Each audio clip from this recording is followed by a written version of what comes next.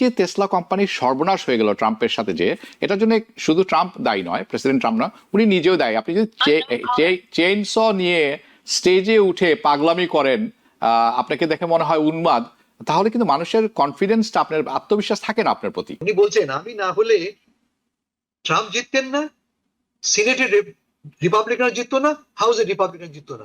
এবং সাচ ইনগ্র্যাটিটিউড, তারা এতটাই অকৃতজ্ঞ আমার প্রতি। Elon Musk at least public relation বিষয়গুলা নিয়ে যতগুলা কাজ করেছেন এই পর্যন্ত, everything is a blunder. Elon মাস্কের মতো লোক তার মানে $100 বিলিয়ন ওয়েলথ কমে গেলে এটা নিয়ে গোসা করেন না, কিন্তু তার ইগো, সে একজনকে রিকমেন্ড করলো, তাকে ডোনাল্ড ট্রাম্প অ্যাপয়েন্ট করলো না, এটা ওই $100 বিলিয়ন লুজ করা কিংবা দেশের ক্ষতি হওয়ার চেয়ে বেশি। এলন মাস্ক এন্ড ট্রাম্পের যে দ্বন্দ্ব, এটি এখন একেবারে পরিষ্কার, দিনের আলোর মতো পরিষ্কার। বের হয়ে এসেছেন এলন মাস্ক ট্রাম্পের অ্যাডমিনিস্ট্রেশন থেকে, এবং তিনি বলেছেন যে এই বিলটি অত্যন্ত ডিসকাস্টিং, অ্যাবোমিনেশন, সামথিং সামথিং, এই ধরনের একটা কিছু বলেছেন উনি।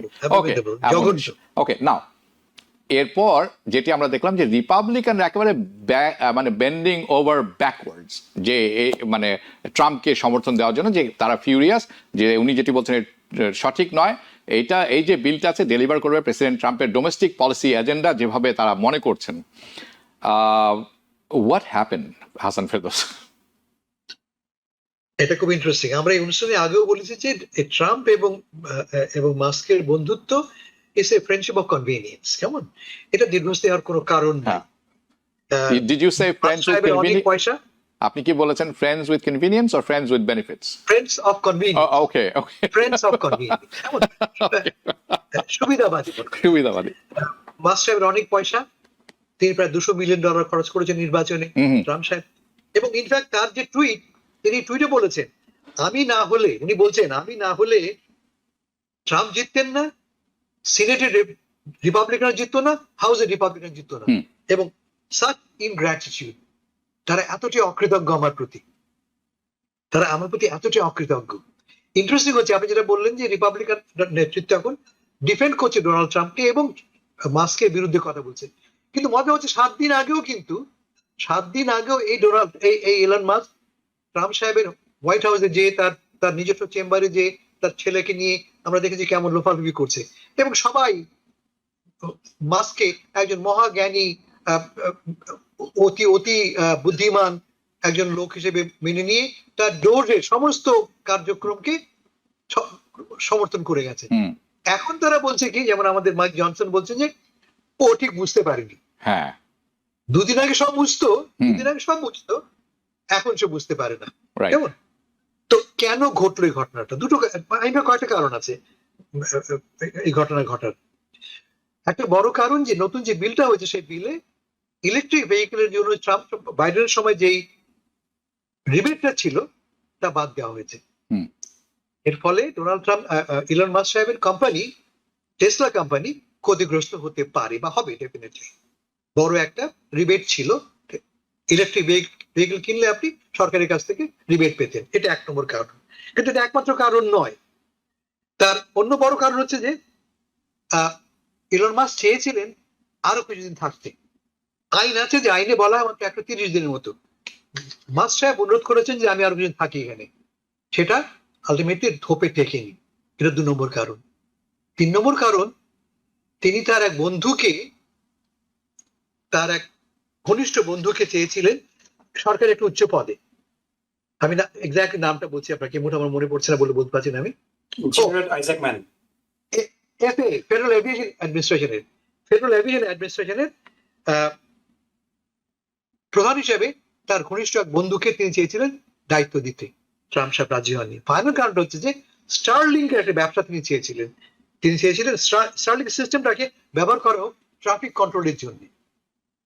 এই 4টা কারণ তার ইমিডিয়েট স্বার্থে লেগেছে।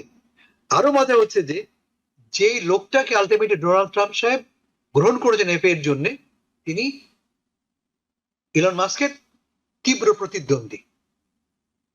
এর আগে কঠোর ভাষায়, কুৎসিত ভাষায় তিনি ইলন মাস্ককে আক্রমণ করেছেন, তাকে ডোনাল্ড ট্রাম্প ডেকে নিয়ে এসে এই পদে দিচ্ছেন। ফলে বন্ধুত্বের বিচ্ছেদ হয়েছে। ট্রাম্প সাহেব কি বলেছেন? We had a great relationship, we had a great relationship, first টেন্সে আমাদের কথা বলছেন। চমৎকার বন্ধুত্ব চমৎকার বন্ধুত্ব ছিল। হুম। এবং তিনি দুঃখ প্রকাশ করেছেন যে তিনি তিনি খুব ডিসঅ্যাপয়েন্টেড, তিনি খুব হতাশ হয়েছেন হুম। এই বন্ধুত্ব যে বিচ্ছেদ ঘটলো। কিন্তু আমরা যেটা আগে বলেছি, আবারও বলি আমি, এই বিচ্ছেদ হওয়ারই ছিল, কারণ যে মুহূর্তে স্বার্থের আঘাত আসবে, যে মুহূর্তে এলন মাস্ক বুঝবে যে, একটা কথা বলতে ভুলে গেছি আমি, ট্রাম্প সাহেব বলেছেন যে এই যে বিলটার উপর আক্রমণ করছে এখন এলন মাস্ক, সে তো পড়েছে, সে সবটা ভালো, ইনফ্যাক্ট সে এত ভালো জানে যে আমাদের সবার চেয়ে ভালো জানে সে। হুম। মাস্ক তার এক্স টুইটারে, এক্স হ্যান্ডেলে কি লিখেছে, মিথ্যে কথা, এই বিল আমি পড়িনি, এই বিল রাতের অন্ধকারে পাস করা হয়েছে, ওকে, সম্পূর্ণ মিথ্যে কথা বলা হয়েছে, মানে সরাসরি ট্রাম্পকে মিথ্যাবাদী বলছেন, নাম উচ্চারণ না করে মিথ্যাবাদী বলছেন Elon Musk. By the way, so তাহলে আপনি যেটি বলছেন, স্বার্থের আঘাত লেগে গেছে খুব বড় সড়ো ভাবে ইলন মাস্কের, এবং এই স্বার্থের আঘাতে আজকের এই পরিণতি। আপনি ট্রাম্প মিথ্যে কথা বলেন, প্রেসিডেন্ট ট্রাম্প মিথ্যে কথা বলেন, এটা আমরা সবাই জানি, এটি নতুন কিছু না। উনার হাউসে কয়েকজন আছেন, ইনক্লুডিং মার্জরি টেইলর গ্রিন, বলেছেন উনি এই বিলটি পড়েননি চাপের মুখে, আসলে দেখেননি। দিস ইজ মঙ্গলবারের ঘটনা, এবং বড় বড় পত্রিকা সেটি এসেছে। এখন এই যে রিফট, যে সংঘাত দুজনের মধ্যে, ট্রাম্পের মাস্ক মধ্যে ছড়িয়ে পড়েছে, এলন মাস্ক বলছেন যে it's a abomination. Okay, very good. আমি একটু ডেভিলস অ্যাডভোকেট প্লে করি নাকিবুর রহমান আপনার সাথে, হ্যাঁ, and I am sorry to put you in that spot, but let me ask you this.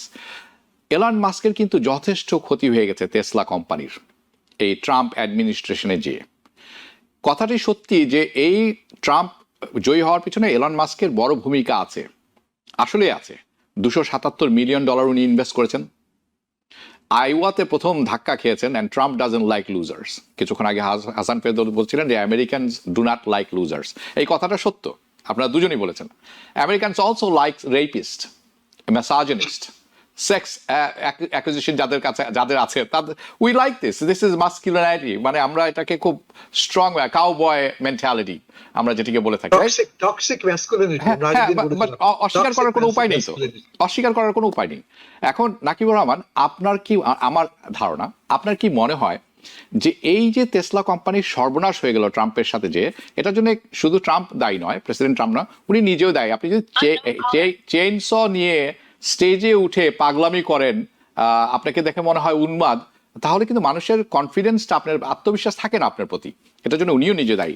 আপনি কি মনে করেন এটি একটি ড্রামা, একটি নাটক, যাতে করে উনি উনার এই যে Starlink, space x and Tesla কোম্পানিকে ফিরিয়ে নিয়ে আসতে পারবেন? তার কারণ হচ্ছে বুধবার আমি অপেক্ষা করছিলাম যে জনসন সহ সব রিপাবলিকানরা এলন মাস্কের বিপরীতে কথা বলছেন। বুধবার দুপুর পর্যন্ত আমি কোনো কথা শুনিনি যে ট্রাম্প কিছু বলেছেন। এবার ট্রাম্প নিজে বলছেন যে উনি কিন্তু এলন মাস্কের গভর্নমেন্ট যে কন্ট্রাক্ট আছে সেটি কিন্তু কেটে দিবেন, বন্ধ করে দিবেন। Now this is a real thing. এখন আপনি কি মনে করেন যে এটি সত্যি হতে পারে? Number one. নাম্বার টু, আপনি কি মনে করেন এলন মাস্ক এই নাটকটি করছেন যাতে উনি ওনার ইমেজটা পুনরুদ্ধার করতে পারেন, ভালো মানুষ সাজার চেষ্টা করছেন এবং তার কোম্পানিগুলোকে বাঁচানোর চেষ্টা করছেন? খুবই ইন্টারেস্টিং প্রশ্ন। আমি সম্ভাবনা উড়িয়ে দিচ্ছি না, কিন্তু reading Elon Musk for pretty much his entire life, আমি যেটা মনে করি যে Elon Musk at least public relation বিষয়গুলা নিয়ে যতগুলা কাজ করেছেন এই পর্যন্ত, everything is a blunder. Definitely there is a fundamental technology behind his company, যার কারণে এই সমস্ত ইলন মাস্কের ব্যক্তিগত থিয়েট্রিক্স সার্ভাইভ করে কিন্তু কোম্পানিটা ভালো করেছে। ইট became the biggest auto company in the world. এবং মানে এই ডিজাস্টারের মধ্যেও কিন্তু ডেফিনেটলি অনেকগুলা ক্ষতি হয়েছে। মানে টেসলা এবং স্টারলিংক এখনো পাবলিক লিমিটেড কোম্পানি না, it's still the largest private satellite company. কিন্তু মানে আমরা যদি টেসলার স্টক পারফরমেন্সটা আমরা শুধু দেখি, যে এটা যদি একটা আমরা মেজার হিসাবে দেখি, যে এবং মানে মেজর শেয়ার হোল্ডার হিসাবে তার ওয়েলথ মানে একটু এদিক সেদিক গেলে কয়েক $1 বিলিয়ন একদিনে ওঠানামা করে। গতকালকেও টেসলার স্টক 5% ড্রপ করেছে। সো আমরা যদি সেদিক থেকে দেখি যে ইলন মাস্কের এই থিয়েট্রিক গুলার কারণে কিন্তু টেসলা ক্ষতিগ্রস্ত হয়েছে। শুধুমাত্র টেকনোলজিক্যাল সুপ্রিমেসির জন্য, টেকনোলজিক্যাল অ্যাডভান্টেজের জন্য, যে টেকনোলজি টেসলার আছে অন্য কোনো অটোমেকারের সেটা নেই, যার কারণে টেসলা কিন্তু সার্ভাইভ করেছে বারবার। কিন্তু তো সেদিক থেকে আমি যদি সেই ট্র্যাক রেকর্ডটা দেখি তাহলে পরে আমি মানে মনে করি যে যেই থিয়েট্রিক্সই ইলন মাস্ক করেন না কেন, তার এই থিয়েট্রিক্সের কারণে টেসলা আরো বেশি ক্ষতিগ্রস্ত হবে। কিন্তু at the end of the day যখন সবাই রিয়েলাইজ করবে যে টেকনোলজি এবং অন্যান্য যে বিষয়গুলো রয়েছে ফান্ডামেন্টালি একটা sound company, it will probably survive the test of time. So এটা আমি ব্যক্তিগতভাবে বিশ্বাস করি। সো এখানে হাসান ফেরদৌস ভাই যেটা বলেছেন, হাসান ফেরদৌস ভাই নাম মনে করতে পারছিলেন না, এটা হলো জেরার্ড আইজ্যাকম্যান।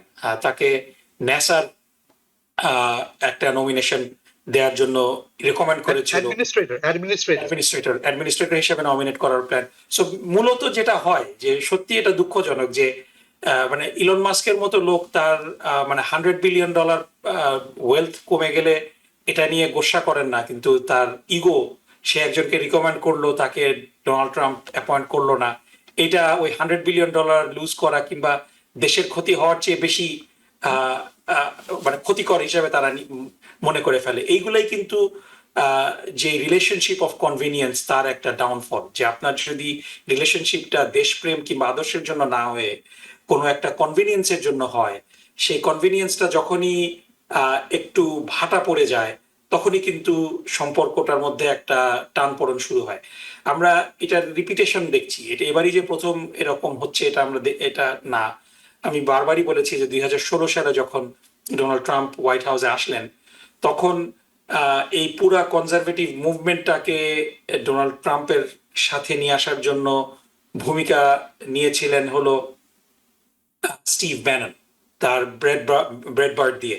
এবং স্টিভ ব্যাননকে ডোনাল্ড ট্রাম্প এত বেশি লিওয়ে দিলেন যে সবাই মনে করতে লাগলো যে আসলে ডোনাল্ড ট্রাম্প কি ক্ষমতায় নাকি স্টিভ ব্যানন সবকিছু রান করছে। এবং এইরকম এই রেটরিকটা কিন্তু ডোনাল্ড ট্রাম্পের মানে this things gets under his skin, যে যখন এভাবে কথাগুলো আসতে লাগলো যে ডোনাল্ড ট্রাম্প হোয়াইট হাউস চালাচ্ছে না স্টিভ ব্যানন চালাচ্ছে, এটার কিছুদিন পরে কিন্তু আমরা দেখলাম যে এটা নিয়ে স্টিভ ব্যাননের সাথে ডোনাল্ড ট্রাম্পের একটা সম্পর্কের অবনতি হলো, and Steve Bannon had to leave in bad terms. আমরা এবারও দেখলাম যে ইলন মাস্ক ডেফিনেটলি যেটা বলছে দেয়ার আর সাম মেরিট টু ইট, যে জেন জি কে ডোনাল্ড ট্রাম্পের পক্ষে আনা, তারপরে স্পেশালি ওহাইও সহ কয়েকটা মেজর উইসকনসিনে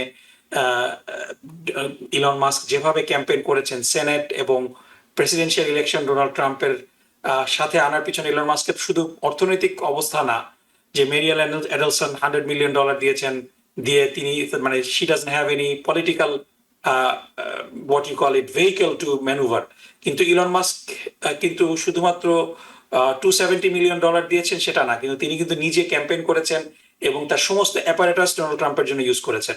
এবং এটার কৃতজ্ঞতা স্বরূপ আমরা দেখেছি যে প্রথম দিকে ডজকে যেভাবে একেবারে মানে ব্ল্যাঙ্ক চেক দিয়ে দিয়েছিলেন ডোনাল্ড ট্রাম্প, এবং সবাই মনে করতে লাগলো আবার সেই 2016 মতো যে স্টিভ ব্যানন যেভাবে হোয়াইট হাউস চালাচ্ছে, ডোনাল্ড ট্রাম্প শুধু তার পুতুল। সবাই মনে করতে লাগলো যে আসলে ইলন মাস্ক ক্ষমতায়, ডোনাল্ড ট্রাম্প হলো তার পুতুল। সো এই জিনিসগুলোও কিন্তু ডোনাল্ড ট্রাম্পের ইগোতে লাগে, এবং দুজনেরই টক্সিক ম্যাসকুলিনিটি আছে। সেই জায়গা থেকে এই রিফটটা অবধারিত ছিল, সবাই কিন্তু এভরিবডি কুড সি দ্যাট যে এই রিলেশনশিপটা কন্টিনিউ করবে না, যেটা ওই যে আমরা বাংলায় বলি যে এক বনে দুই বাঘ থাকতে পারে না, ইভেনচুয়ালি ওয়ান গেটস কিল্ড।